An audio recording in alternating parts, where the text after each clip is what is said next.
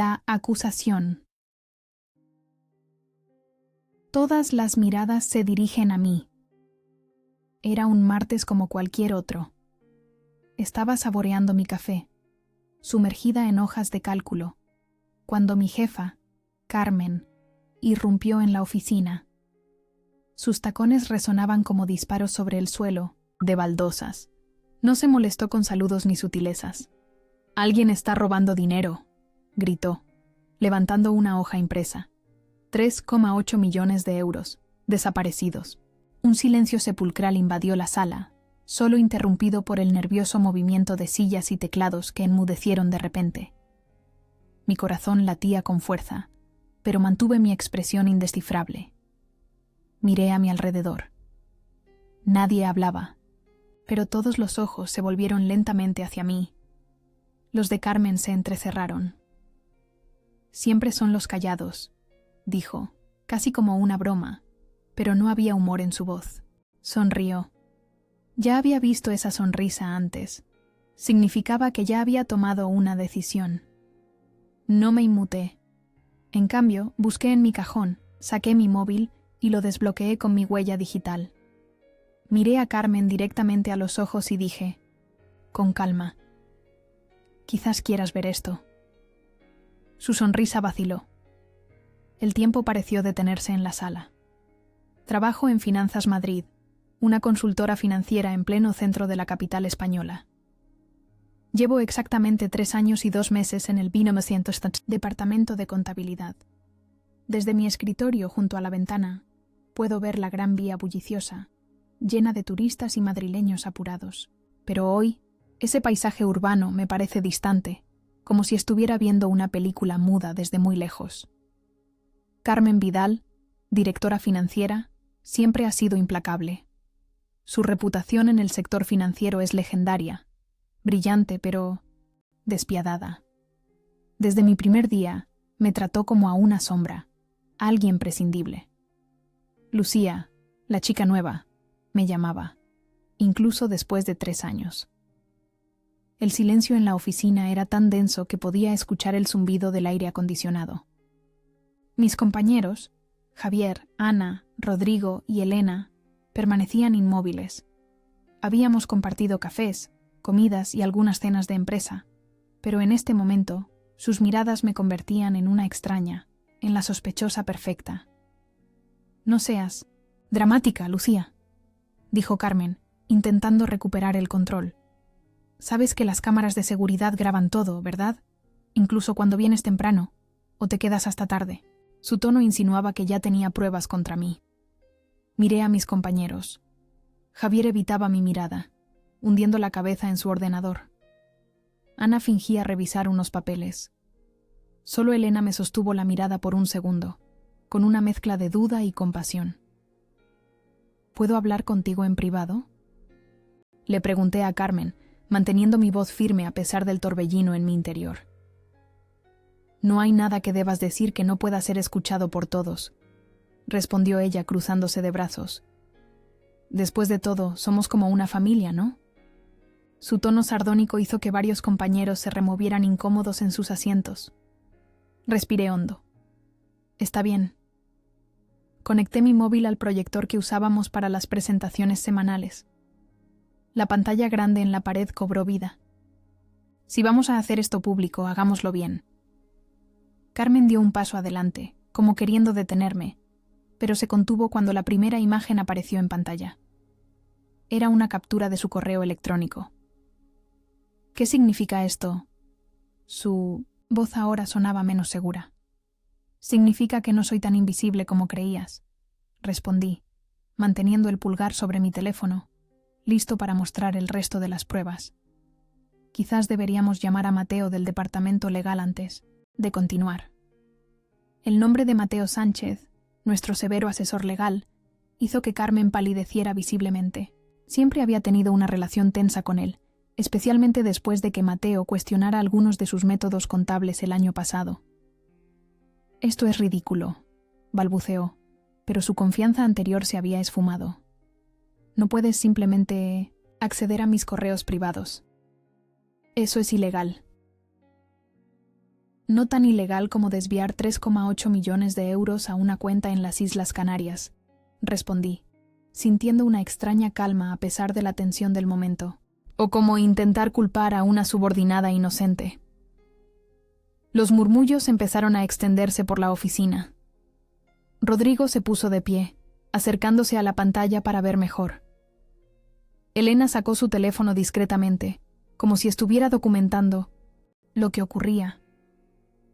Carmen se acercó a mí, bajando la voz. No sabes con quién te estás metiendo, Lucía. Tengo amigos en todas partes. Un movimiento en falso, y tu carrera estará acabada, no solo en Madrid, sino en toda España. La miré sin pestañear. ¿Es una amenaza? Tómalo como quieras, respondió, recuperando algo de su arrogancia. En ese momento, la puerta de la oficina se abrió y entró don Alberto Méndez, el fundador y presidente de Finanzas Madrid. Su presencia imponente hizo que todos se enderezaran instintivamente. A sus 60 años, don Alberto seguía siendo una figura respetada en el mundo financiero español. ¿Qué está pasando aquí?, preguntó con su característica voz grave, mirando primero a Carmen y luego a mí. Mateo me llamó diciendo que había una situación urgente. Carmen se giró hacia él, componiendo rápidamente una sonrisa profesional. Solo un malentendido, Alberto. Nada que no podamos resolver internamente. Don Alberto me miró fijamente. ¿Y usted, señorita Navarro? ¿También cree que es un simple malentendido? Sentí todas las miradas sobre mí. Era el momento de la verdad. Mi futuro, mi reputación. Todo dependía de lo que dijera a continuación. No, don Alberto, respondí, sosteniendo mi móvil en alto. No es un malentendido. Y tengo pruebas que creo que debería haber. Retrospectiva. La observadora silenciosa. Lo que nunca notaron de mí. Durante 3 años, trabajé silenciosamente en el departamento financiero de Finanzas Madrid. Llegaba temprano, me marchaba tarde y me mantenía reservada. Era la persona que todos olvidaban mencionar en las reuniones. Nadie recordaba mi cumpleaños. Y eso era exactamente lo que yo quería. Pensaban que era tímida, quizás un poco aburrida. Nadie sospechó jamás que prestaba atención a cada detalle, cada inicio de sesión, cada transferencia, cada conversación susurrada en los pasillos. Todo comenzó con pequeñas irregularidades. Unos 2.000 euros que no aparecían aquí, una transacción inusual allá. Cuando se lo mencioné a Carmen una vez, me ignoró por completo. «No estamos aquí para jugar a los detectives, Lucía», me dijo con desdén, mientras revisaba unos documentos, sin siquiera mirarme. Así que dejé de hablar, y empecé a observar. Mi abuela Esperanza siempre me decía, «Las palabras se las lleva el viento, pero lo escrito permanece». Crecí en un pequeño pueblo de Andalucía, donde ella me enseñó a ser paciente y meticulosa. La verdad siempre sale a la luz, pero a veces necesita una mano que la guíe. Me repetía mientras clasificaba metódicamente sus hierbas medicinales. En la oficina, me convertí en una sombra. Durante las pausas para el café, me sentaba en un rincón de la sala de descanso con mi taza de café con leche, aparentando leer algún libro mientras escuchaba las conversaciones. En las cenas de empresa, en el Retiro o la Latina, me sentaba estratégicamente cerca de Carmen y sus confidentes, fingiendo estar absorta en mi paella o mi tortilla, mientras captaba fragmentos de información. Con el tiempo, los números dejaron de cuadrar de manera más evidente. Pero lo que más llamó mi atención fue quién tenía acceso a las cuentas ocultas y con qué frecuencia aparecía Carmen en los registros. Los viernes por la tarde, cuando la mayoría se apresuraba a salir para disfrutar del fin de semana, ella se quedaba, pensando que nadie lo notaría. Yo también me quedaba, escondida tras mi pantalla, con la oficina lo suficientemente grande para mantener la distancia sin levantar sospechas. Me subestimaron. Por ser mujer, por ser joven, por ser de provincia. La andaluza, me llamaban algunos, a mis espaldas, como si mi acento ocasional fuera señal de inferioridad intelectual. pero también me dieron acceso completo al sistema de auditoría, porque no representaba una amenaza. Supongo que ser invisible tiene sus ventajas. Recuerdo claramente la primera vez que detecté un patrón sospechoso. Era un lluvioso miércoles de noviembre. Madrid se había convertido en un laberinto de paraguas y el olor a castañas asadas impregnaba las calles. Estaba revisando las transferencias del trimestre cuando noté algo extraño. Pequeñas cantidades que salían regularmente hacia una empresa llamada Consultores del Mediterráneo S.L. Busqué información sobre esta empresa. No tenía página web, ni oficinas físicas verificables, solo un apartado de correos en Valencia. Profundicé más y descubrí que había sido constituida apenas 6 meses después de que Carmen asumiera su cargo como directora financiera. Durante semanas, documenté meticulosamente cada movimiento sospechoso. Creé un sistema de archivos encriptados, capturé correos electrónicos comprometedores, hice capturas de pantalla con marca de tiempo. Incluso grabé algunas llamadas nocturnas desde la oficina de Carmen, cuando ella creía que todos se habían marchado. Una noche, mientras copiaba algunos datos, Rodrigo apareció inesperadamente. Mi corazón dio un vuelco al verlo en el umbral de la puerta. ¿Todavía por aquí, Lucía?, preguntó con curiosidad. Mantuve la calma. Tengo que terminar estos informes para mañana, respondí, cerrando discretamente las ventanas comprometedoras. Carmen los quiere a primera hora. Él asintió comprensivo. Esa mujer no conoce límites. Deberías aprender a decir que no de vez en cuando. Sonreí débilmente. Lo tendré en cuenta. Después de que se marchara, esperé 10 minutos antes de continuar. Esa noche descubrí algo crucial. Un correo electrónico donde Carmen daba instrucciones a su marido, Enrique Durán, sobre cómo gestionar una cuenta en las Islas Canarias. Es el lugar. Perfecto, escribía. Fiscalidad reducida y lo suficientemente cerca para visitarla regularmente sin levantar sospechas. A medida que pasaban los meses, la suma desviada crecía. De cientos de miles a millones de euros. Carmen se volvió más audaz, más descuidada. Quizás pensaba que nadie estaba prestando atención, o tal vez la arrogancia nubló su juicio. Mientras tanto, mi archivo de pruebas se hacía más grande y más sólido. Elena, mi única amiga en la oficina, empezó a notar mis cambios de humor. Un día, mientras compartíamos un café en la terraza de un bar cercano a la Plaza Mayor, me preguntó directamente: ¿Estás bien, Lucía? Últimamente pareces preocupada. Dudé. Elena era de confianza, pero cualquier filtración podría arruinar mi investigación. Solo estoy cansada, respondí. Mucho trabajo. Si necesitas hablar, sabes que puedes contar conmigo, dijo, apretando ligeramente mi mano. Le sonreí, agradecida por su preocupación, pero sabiendo que este era un camino que debía recorrer sola. Al menos por ahora. Una tarde, mientras revisaba unos documentos en el archivo, encontré algo que me heló la sangre. Un contrato falso, con mi firma falsificada, que me vinculaba directamente con Consultores del Mediterráneo. Carmen no solo estaba robando, estaba preparando el terreno para culparme si algo salía mal. Esa noche no pude dormir.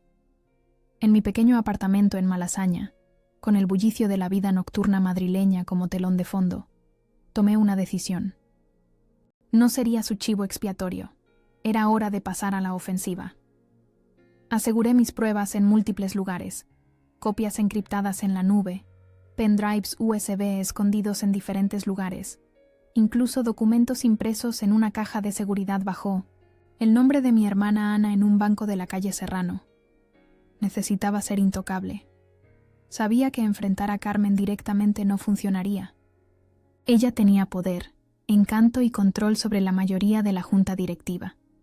Mis acusaciones serían descartadas como las de una empleada resentida o incompetente. Necesitaba ser más astuta. Entonces, comencé a preparar mi defensa y a planificar mi estrategia, como un ajedrecista que visualiza varios movimientos por adelantado. Carmen creía que yo era un peón insignificante, pero no se daba cuenta de que estaba a punto de convertirme en la pieza que pondría en jaque a la reina. La preparación, armando la trampa. Sabía que enfrentar a Carmen directamente no funcionaría.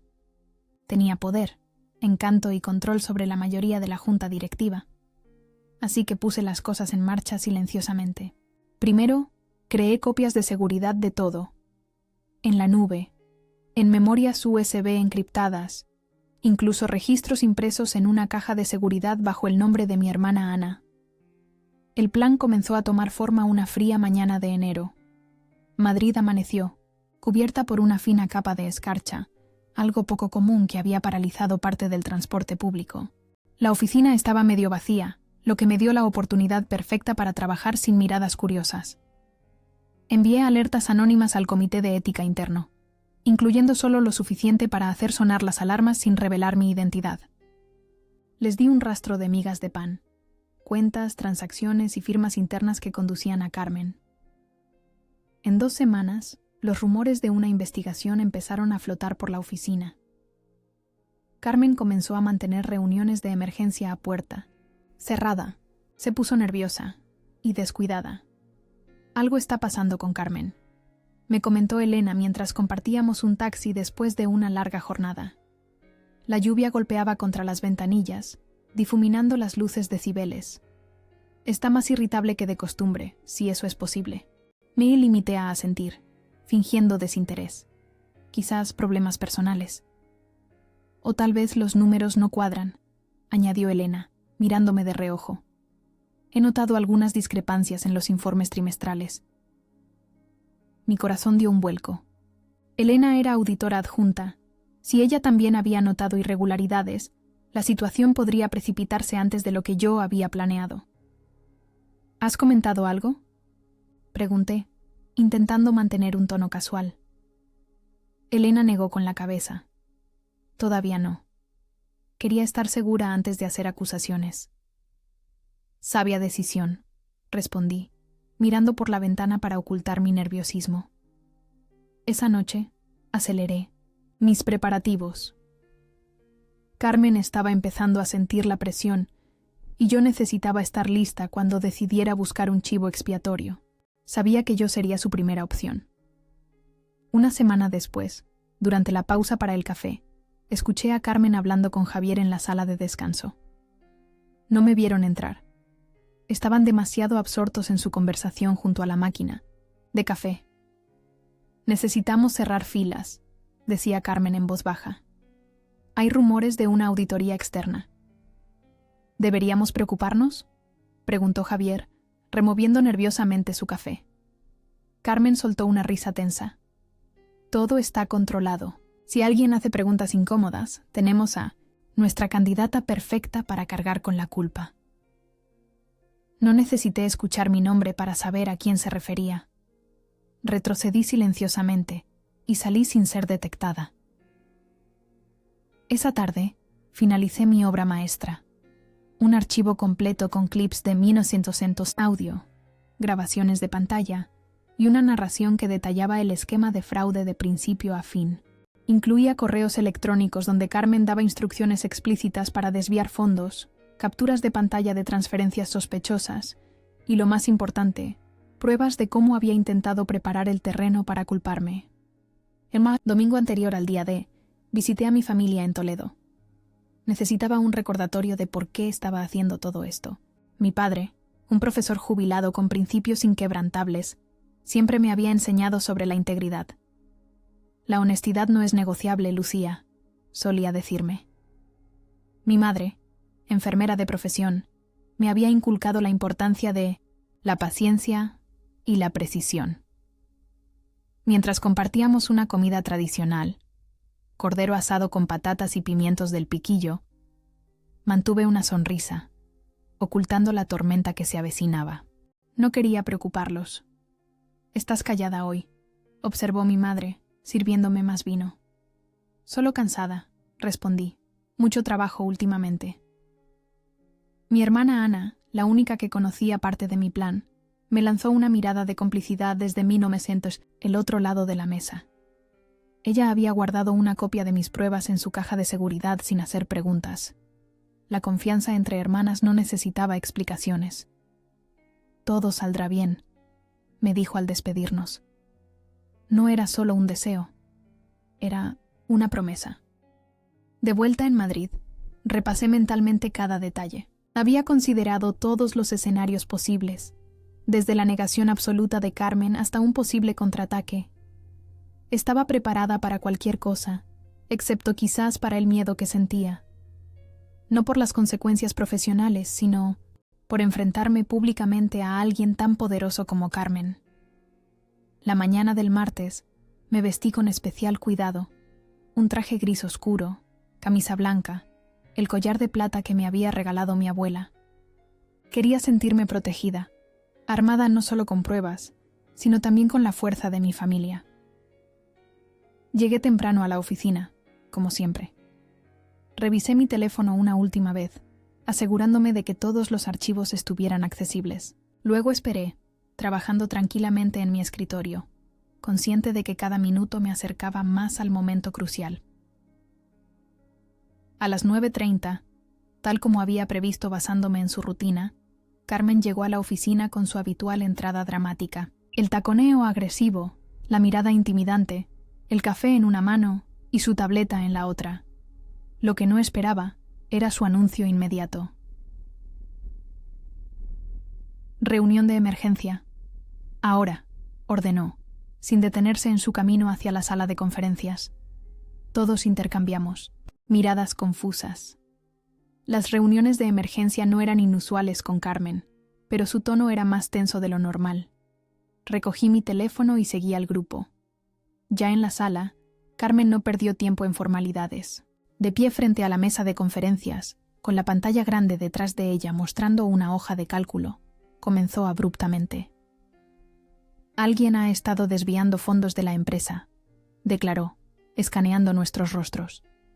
3,8 millones de euros han desaparecido. Un silencio sepulcral cayó sobre la sala. Podía sentir la tensión, casi palpable, como el aire denso antes de una tormenta. «He estado investigando», continuó Carmen, deslizando su dedo por la tableta para cambiar la imagen en la pantalla. «Y he encontrado un rastro». La nueva imagen mostraba una lista de transacciones, todas marcadas en rojo. Reconocí inmediatamente que eran las transferencias a consultores del Mediterráneo, pero con un detalle alarmante. Mi nombre aparecía como autorizante. «Lucía Navarro», dijo Carmen, pronunciando cada sílaba de mi nombre con deliberada lentitud. «¿Tienes algo que decir?» Todos los ojos se volvieron hacia mí.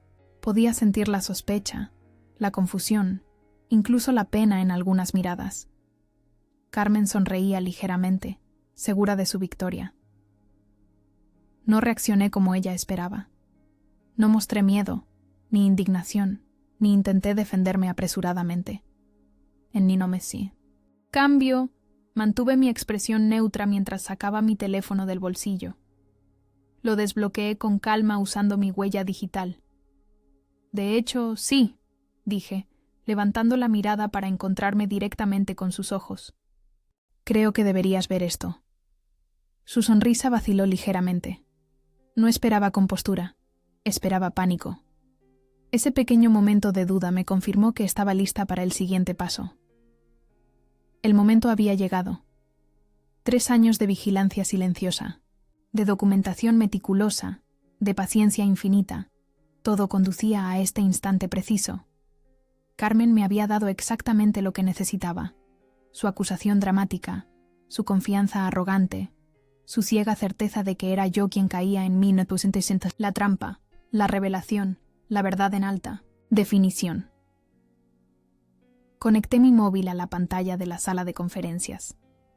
El sistema tardó unos segundos en sincronizarse, segundos que parecieron eternos.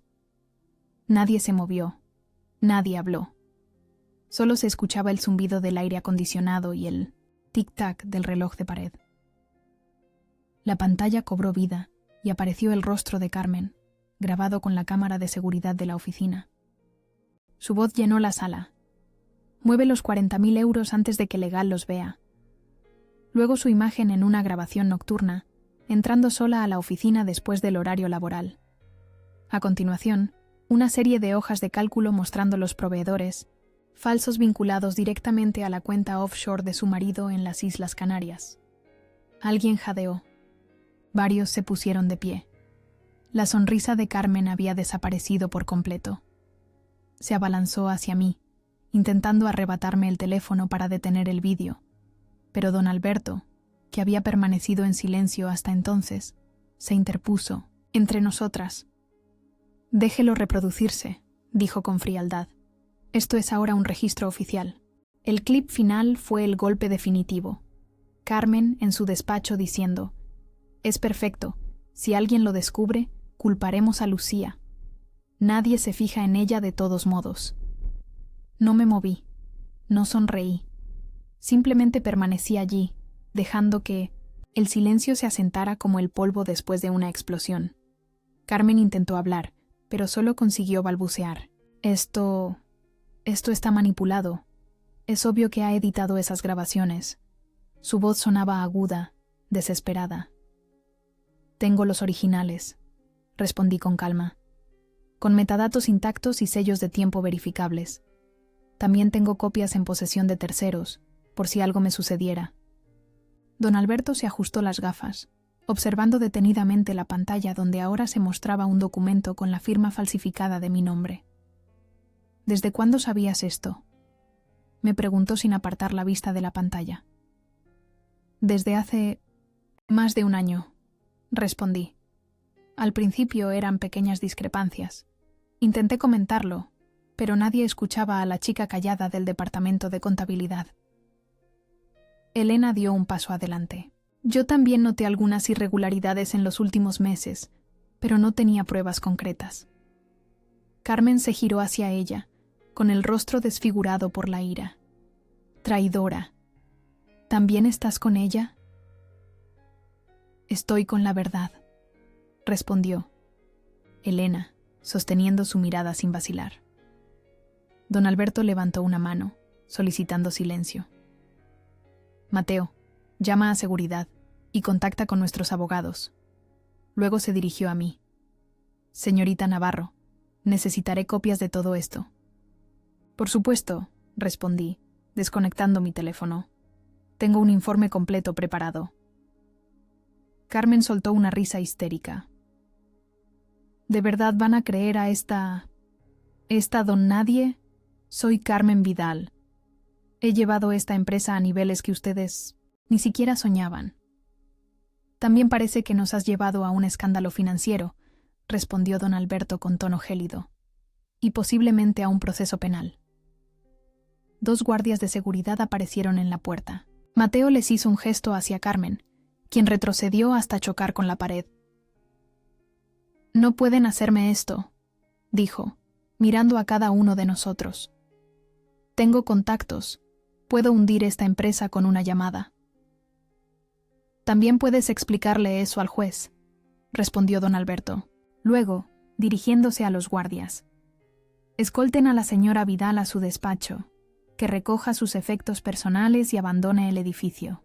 No debe tocar ningún ordenador ni dispositivo electrónico de la empresa». Mientras Carmen era escoltada, fuera, su mirada se cruzó con la mía por última vez. No era odio lo que vi en sus ojos. Era algo peor, incredulidad absoluta. Nunca creyó que alguien como yo pudiera derribarla. La sala quedó en silencio. Don Alberto se sentó pesadamente en una silla, frotándose las sienes. «Señorita Navarro, por favor, explíquenos todo desde el principio».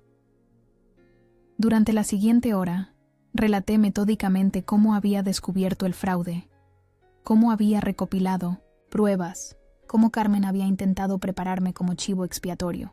Mostré documentos, correos electrónicos, grabaciones. La habitación alternaba entre el silencio atónito y los murmullos de indignación. «¿Por qué no acudió antes a mí?», preguntó finalmente don Alberto. «Porque necesitaba un caso sólido», respondí. «Carmen tenía mucha influencia». Una acusación prematura habría sido desestimada, y yo habría perdido mi trabajo. Él asintió, comprensivo, inteligente y valiente. Cuando terminó la reunión, me quedé sola en la sala. Por primera vez en mucho tiempo, sentí que podía respirar plenamente. Miré por la ventana hacia la Gran Vía, bulliciosa como siempre, ajena al drama que acababa de desarrollarse aquí arriba. Mi teléfono vibró. Era un mensaje de mi hermana Ana. ¿Todo bien? Respondí con un simple «Sí, te cuento luego». Al salir de la sala, me encontré con mis compañeros esperando en 1900 el pasillo. Había esperado rechazo, quizás resentimiento por haber estado vigilándolos en secreto. En cambio, vi respeto en sus ojos.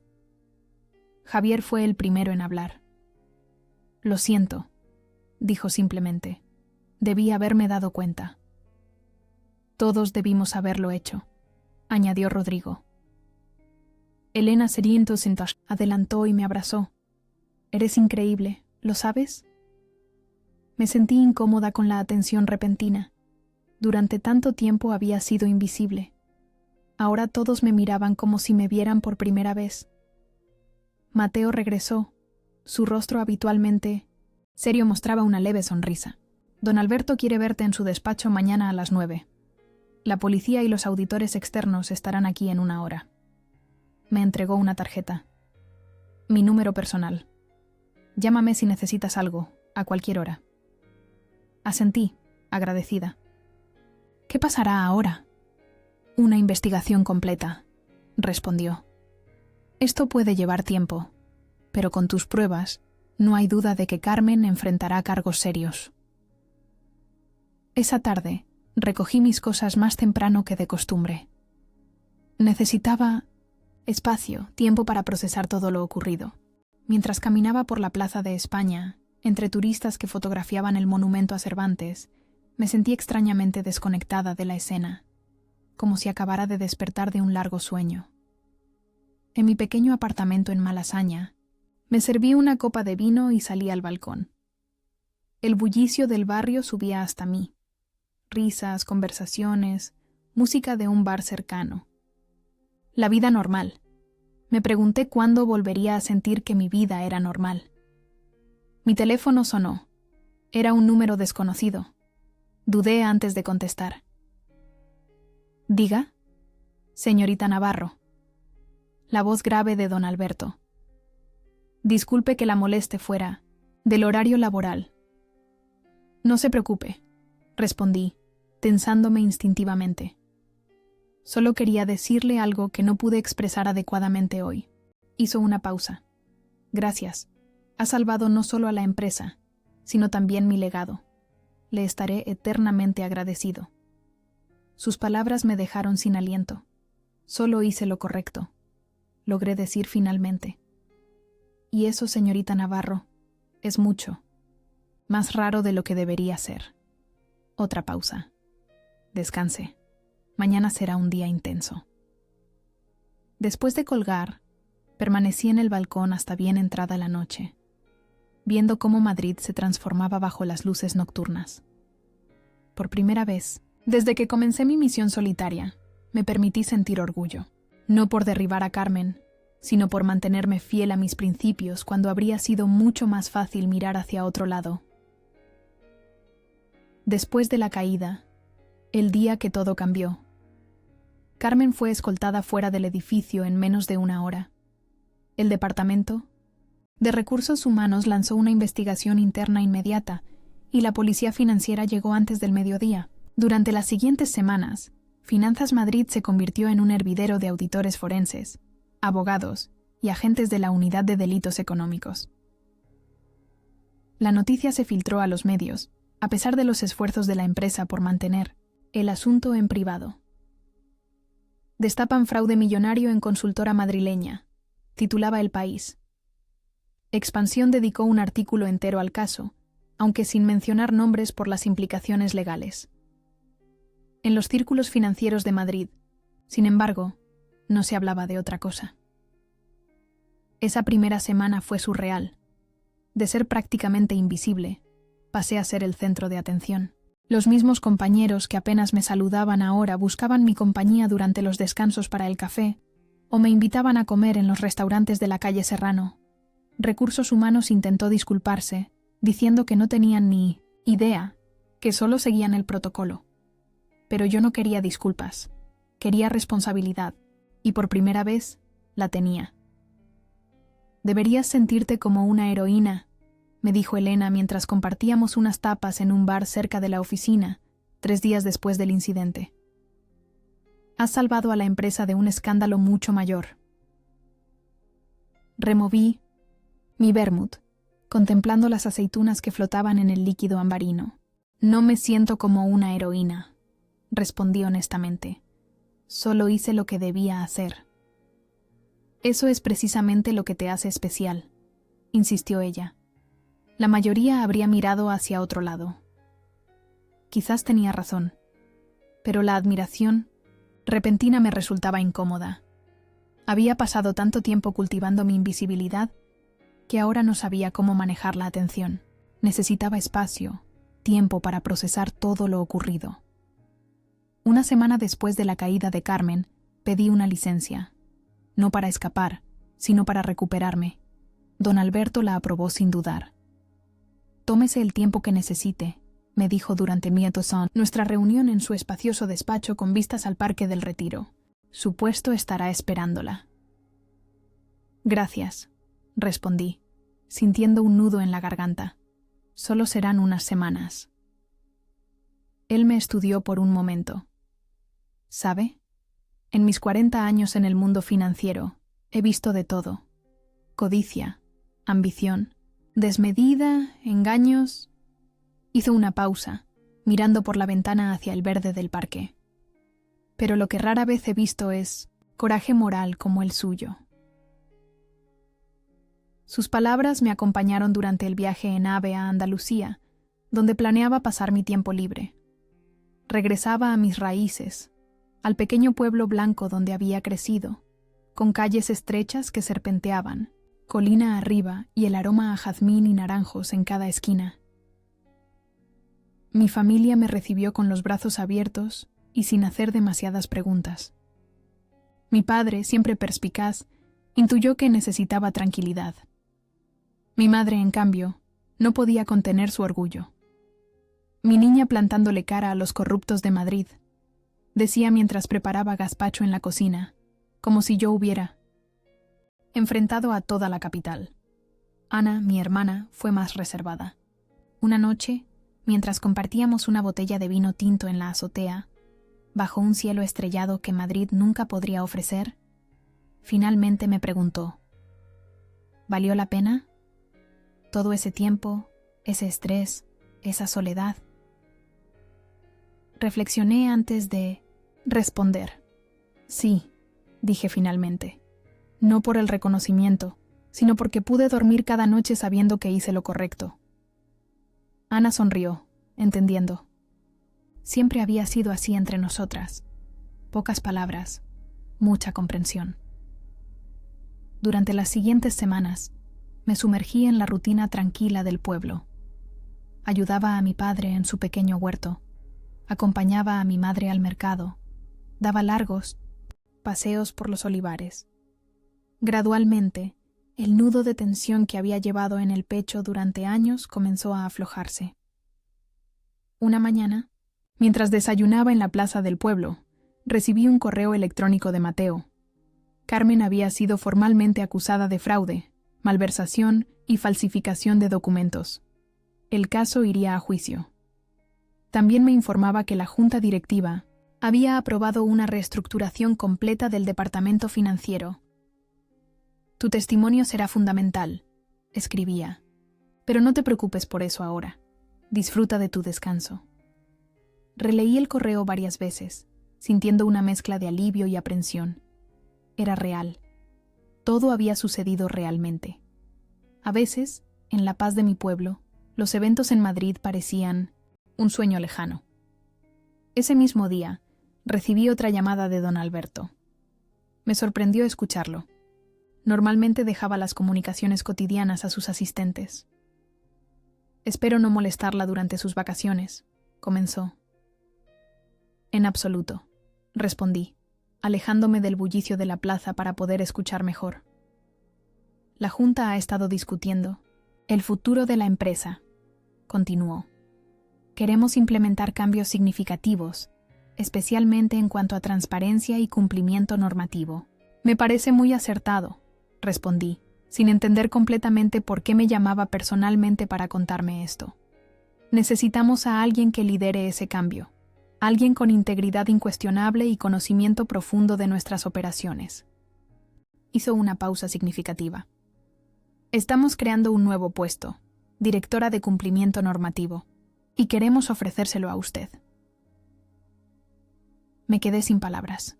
De contable anónima a directora en un departamento nuevo. Era un salto enorme. Es un gran honor, logré decir finalmente, pero no tengo experiencia directiva. Tiene algo más valioso, principios, respondió. Lo demás puede aprenderse. Prometí pensarlo. Durante los días siguientes, la oferta ocupó mis pensamientos.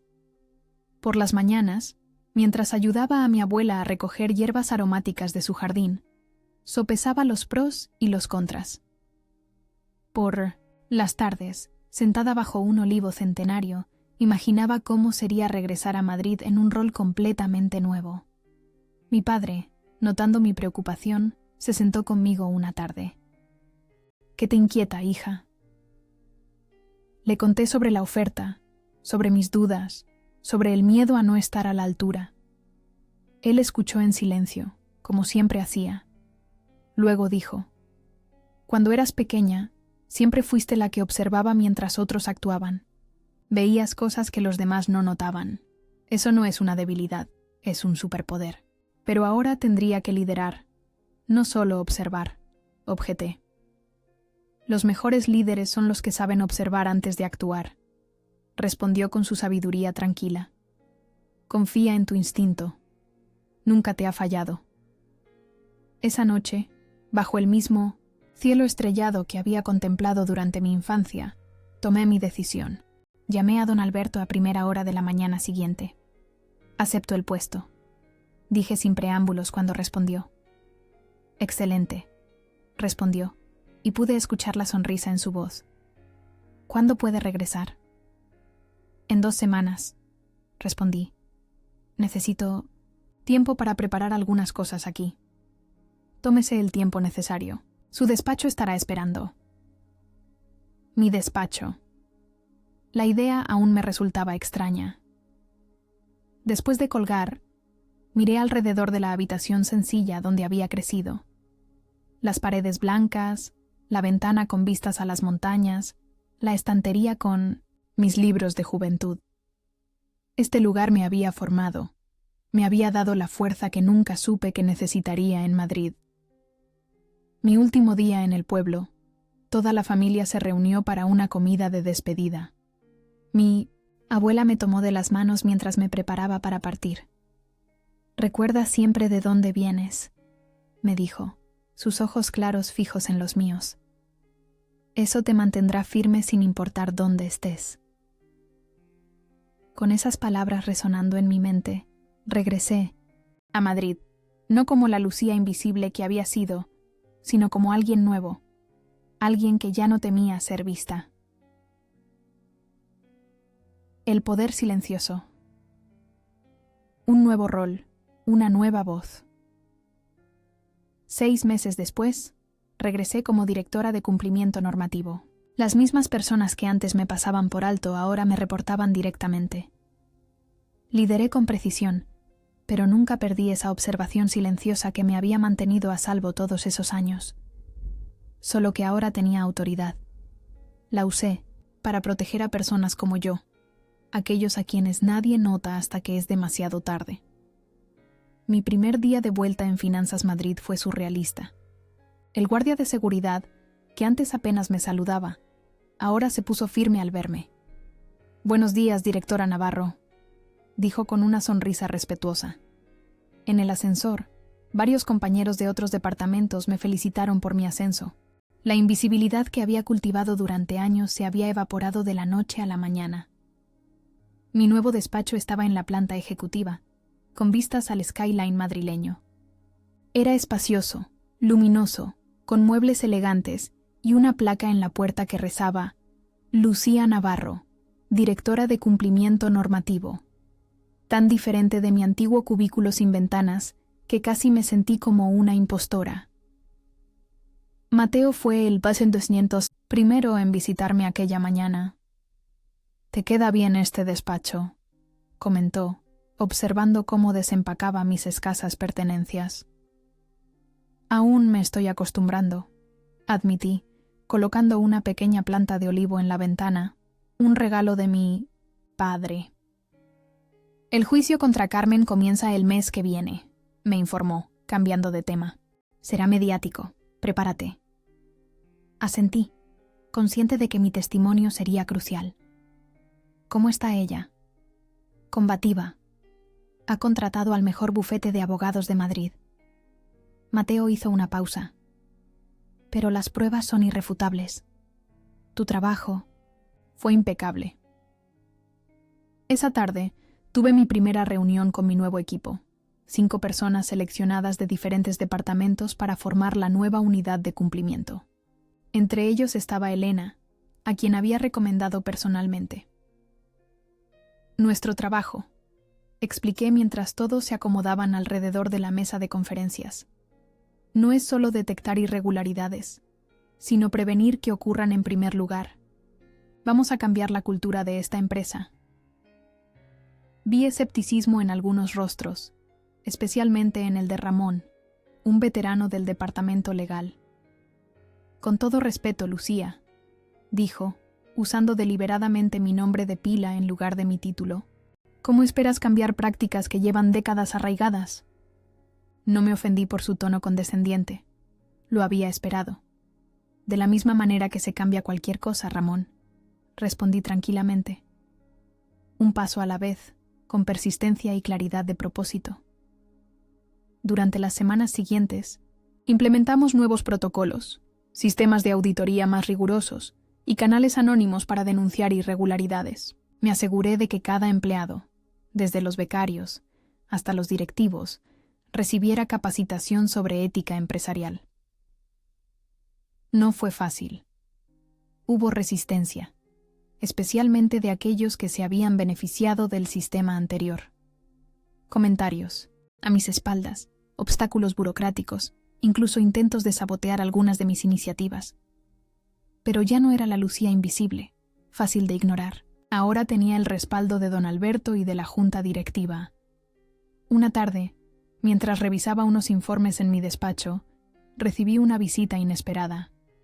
Rodrigo, mi antiguo compañero de contabilidad, apareció en mi puerta con expresión preocupada. «¿Tienes un momento?», preguntó.